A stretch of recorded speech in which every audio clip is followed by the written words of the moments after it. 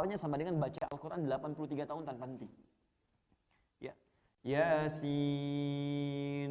Pas malam Al-Qadar, pas udah itu meninggal lagi. Loh, gitu kan?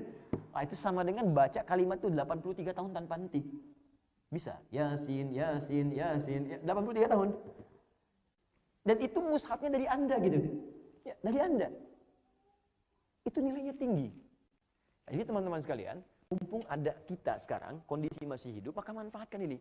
Dan saya tidak ingin batasi itu pada aspek ritual. Ada aspek-aspek lain yang punya nilai tinggi juga. Ini kan belajar, itu kan diistimewakan oleh Quran. Mengajar sama.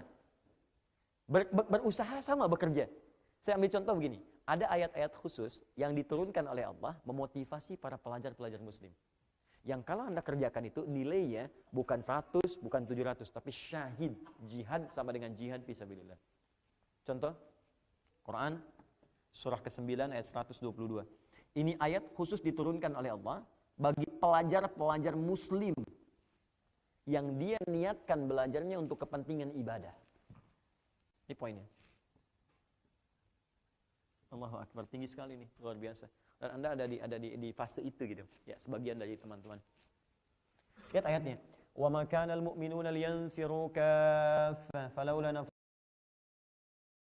ilaihim la'annahum yahdharun. Tidaklah semua orang beriman itu mesti berjuang ke medan perang semua. Kalau ada tuntutan untuk berperang.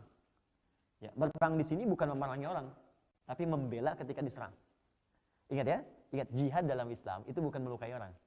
Bukan menginvasi ya tanpa sebab, apalagi kemudian ya, menyerang, menghancurkan tanpa alasan. Itu bukan muslim, bukan Islam, mustahil ya. Jadi kalau ada yang bertanya, kok jihad itu kencang ya? Terangkan dalam Islam, buka Qurannya. Dari mana Anda dapatkan itu? Pasti bukan dari Quran, mungkin dari koran kali, bukan Al-Quran, Al-Quran ya, dari berita mungkin ya. Al-Quran kita bukan berita, Al-Quran kita mengajarkan sebuah nilai. Maka tunjukkan pada Qurannya, nih di Qurannya seperti ini. Ya, makanya kalau ada orang sekarang senang nyerang orang, tembak orang, bom orang, bunuh orang, pasti Quran.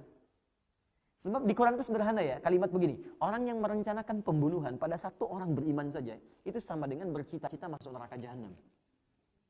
Quran surah keempat, An-Nisa, sengaja merencanakan pembunuhan. Apalagi pada satu orang beriman, maka dia saat sudah bercita-cita pesan kapling di neraka jahanam. Pertanyaan saya, orang beriman mana yang pesan kapling di neraka jahanam? Mustahil ada. Karena itu dulu waktu bom pertama itu di Jalan Tamrin itu meledak. Wah, itu saya sedang berdakwah di Lampung. Langsung dapat pertanyaannya, kayak kertas kayak tadi tuh yang banyak kertas. Ditanyanya sederhana, bom di Jalan Tamrin termasuk jihad, bisa bilang?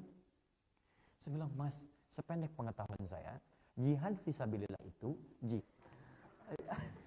tuntutan berjihad. Ya, maaf, harta Anda diambil, Anda pergi. Kita ada wajib bela negara kan?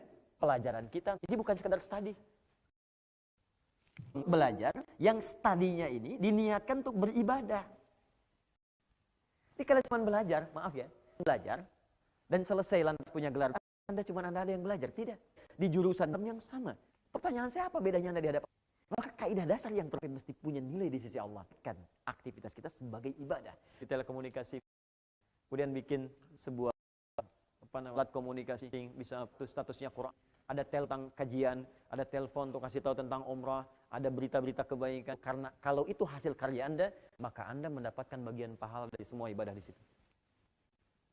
Saya bayangkan ada yang masuk teknik sipil, terus dia bangun jalan. Begitu jalan dibangun karena niat pekerjaannya untuk ibadah, dia jadikan untuk ibadah, dunianya dapat, gajinya dapat, begitu jadi ibadah, maaf, jalan itu dipakai oleh orang yang sholat. Untuk ke masjid, untuk lewat, maka semua yang lewat situ Anda mendapatkan bagian pahalanya.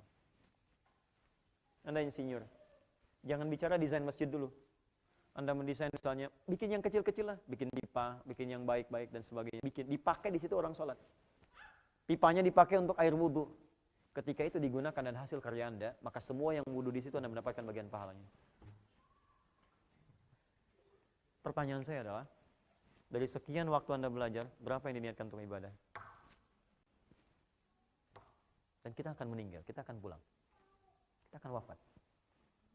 Lihat ke cermin sebelum tidur dan tunjuk diri Anda, kamu akan pulang. Dan boleh jadi tidur itu menjadi tidur terakhir yang mungkin kita kerjakan dalam kehidupan. Bakal apa yang mau dibawa? Ya, kalau cuma dunia ya sama dengan yang lain. Besoknya wafat juga. Maka apa yang dibanggakan? Maka dari itu saya ingin berikan motivasi yang paling utama. Kalau orang mengejar akhirat, dunia pasti dapat. Ya, karena dunia itu sudah diatur. Surga kita yang belum jelas di hadapan Allah Subhanahu wa taala. Ya, siapa yang mau masuk surga? Boleh angkat tangan? Insyaallah. Yang surga Firdaus? Oke, dengan Nabi? Oke, baik, Masya Allah.